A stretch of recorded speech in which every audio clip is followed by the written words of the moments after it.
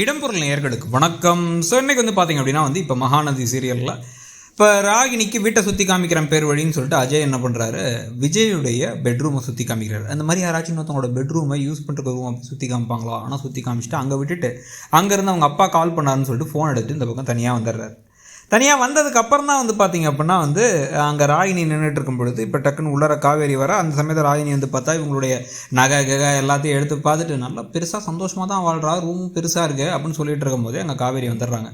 வந்த உடனே அதான் இந்த பணத்துக்காக தானே நிவினை கழட்டி விட்ட அப்படின்ன உடனே என் ரூமில் நீ என்ன பண்ணுற அப்படின்னா, நான் வீட்டு மருமக, நான் இங்கே வரலாம், எனக்கு எல்லா உரிமையும் இருக்குது அப்படின்னா கல்யாணம் நடந்துச்சாங்கிறாங்க. இவங்க நடக்காமல் எப்படி இருக்கும், நீ என்ன நினச்சாலும் கல்யாணம் நடக்கணும், எப்படி நடக்குதுன்னு பார்க்குறேன்னு கழுத்து பிடிச்சி வெளில தள்ளாத குறையாக தள்ளி விட்டுறாங்க.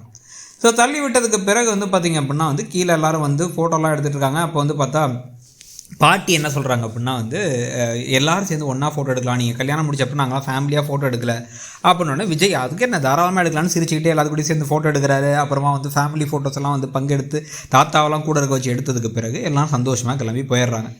கிளம்பி போனதுக்கு பிறகு தான் காவேரி ஒரு விஷயம் கேட்குறாங்க. கான்ட்ராக்ட் மேரேஜ்னு வாரத்தில் ஒரு 3 நாள் எனக்கு ஞாபகப்படுத்திட்டே தான் இருக்கீங்க, இது உங்களுக்கும் தெரியும் எனக்கும் தெரியும். ஆனால் இப்படி இந்த மாதிரி ஒரு ஃபங்க்ஷன் அரேஞ்ச் பண்ணுறீங்க, என் வீட்டில் இருக்க எல்லாத்தையும் சந்தோஷப்படுத்துறீங்க, ஃபோட்டோ எடுக்கிறீங்க, சிரிக்கிறீங்க, முன்ன மாதிரிலாம் எரிஞ்சு விடுறதில்ல. இதெல்லாம் யாரை ஏமாத்துறதுக்காக? நம்ம யாரை ஏமாத்துறோம்? நம்ம நல்லா இருக்கணும்னு நினச்சி ஏதோ ஐடியல் கப்புள் நினச்சி இருக்கிறதுலே சரியான ஜோடின்னு நினச்சி எல்லாரும் சந்தோஷப்படுறாங்க. ஆனால் அவங்க எல்லாரும் தலையிலையும் ஒரு இடியை தூக்கி நம்ம போட போகிறோமே அப்படின்னு உடனே அவர் என்ன சொல்கிறாருன்னா, நீ சந்தோஷமாக இருக்கல, இப்போ அது போதும், நீ இப்போ சந்தோஷமாக தானே இருக்க, உனக்கு இதெல்லாம் பிடிச்சிருக்கல, அப்புறம் என்ன, அதெல்லாம் அப்புறம் பார்த்துக்கலாம் அப்படிங்கிற மாதிரி ஒரு பதில் சொல்லிடுறாரு. ஸோ இதெல்லாம் நடந்து முடிஞ்சு ஃபங்க்ஷன் நடந்து முடிஞ்சதுக்கு பிறகு தான் பார்த்திங்க அப்படின்னா இப்போது ஏற்ற வீட்டிலேருந்து ஏதோ சண்டைகள் சச்சரவாக வந்துட்டு இருக்கிறத கேட்டு காவேரி குடுக்குன்னு ஓடி போய் பார்த்தா கட்டில் உடச்சி வச்சுருக்காங்க. நர்மதாவும் யமுனாவும் சேர்ந்து மாற்றி நீ தான் உடச்சேன்னு திட்டிகிட்டு இருக்க. கடைசியில் சாரதா கோவப்பட்டு, ஏன்டா யார் உடச்சா என்னடா, இப்போ பாட்டி எங்கே தூங்குவாங்க, அவங்களுக்கு கால் வலி வேறு இருக்குன்னு எல்லாம் புலம்பிக்கிட்டு இருக்காங்க. இதெல்லாம் ஒரு விஷயமா? கட்டில் தூக்கி வெளில போட்டால் குமரன் மாமாவே சரி பண்ணுவார், இல்லைனா கட்டில் வாங்கிக்கலாம் அப்படின்னு காவேரி அந்த கட்டில் யமுனாவோட சேர்ந்து கொண்டு போய் வெளில போட்டுடுறாங்க. போட்டதுக்கு பிறகு உங்கள் அம்மா கட்டி பிடிச்சி சாரதா என்ன சொல்கிறாங்கன்னா, நீ ஒரு முன்கோபி, எதுக்காச்சும் கோவப்பட்டு இருப்போம், வாழ்க்கை என்ன போதும்னு நினச்சேன், நல்ல பையன், அந்த குடும்பமே அவ்வளோ மேலே பாசமாக இருக்காங்க, 50 வருஷம் நீ அவரோட சேர்ந்து வாழணும், வாழ்க்கை ஃபுல்லாக அவர் கூட இருக்க மாதிரி பார்த்துக்கோ அப்படின்னு சொல்லிட்டு கட்டியெல்லாம் பிடிக்க இவங்களுக்கு அழுகியே வந்துடுது. ஏன்னா இது கான்ட்ராக்ட் மேரேஜ்னு இவங்க நினச்சிட்டு இருக்காங்க.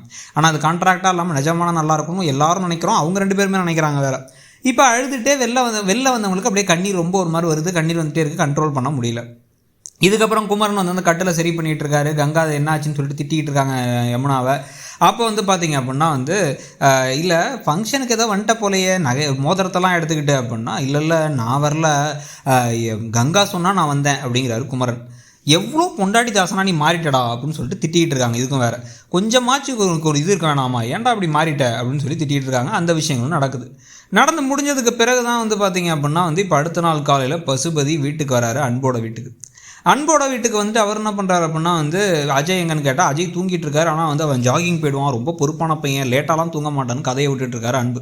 விட்டுட்டு இவரே போய் எழுப்பிட்டே உன் மாமனார் வந்திருக்காரு, தயவு செஞ்சு கிளம்பி ரெடியாக வாடா, இல்லைனா பிரச்சனையாக போயிடுன்னு சொல்லி வேறு கூப்பிட்டு வராங்க. ஸோ அதுவும் நடக்குது. நடந்து முடிஞ்சதுக்கு பிறகு பார்த்தீங்க அப்படின்னா அவரும் இறங்கி நல்ல ஒரு மாதிரிலாம் பேசி முடிச்ச அப்புறம் கல்யாணத்துக்கான ஏற்பாடுகள்லாம் பண்ணுறதை பற்றி பேசிவிட்டு, கல்யாணத்தை கொடைக்கானலில் வச்சுக்கலாம், ரிசப்ஷனை சென்னையில் வச்சுக்கலாம், 5000 பேர் பக்கம் வருவாங்க எங்கள் கல்யாணத்துக்கு, அதனால் பெருசாக பண்ணணும் அப்படின்னு முடிவு பண்ணிட்டாங்க. உடனே குடும்பத்தை எல்லோரும் சரின்னு தலையாட்டினோடனே பசுபதி சந்தோஷமாக கிளம்பி வெளில வரவர் காவேரியை பார்த்து, வாங்க முதல் மருமகளே, நீ என்ன நினச்சாலும் சரி இந்த கல்யாணம் நடந்தே தான் தீரப்போகுது, இந்த வீட்டுக்கு என் மக வரதான் போகிறா, உன்னை வெளில துரத்த போகிறா அப்படின்ன உடனே இந்த கல்யாணம் எப்படி நடக்குதுன்னு பார்த்துட்றேன் அப்படின்னு அவங்க சொல்கிறத விட இன்றைக்கி எபிசோட் முடியுது. ஸோ இன்றைக்கி எபிசோடை பற்றி நீங்கள் நினைக்கிறீங்கிறத சொல்லுங்கள். தேங்க்யூ.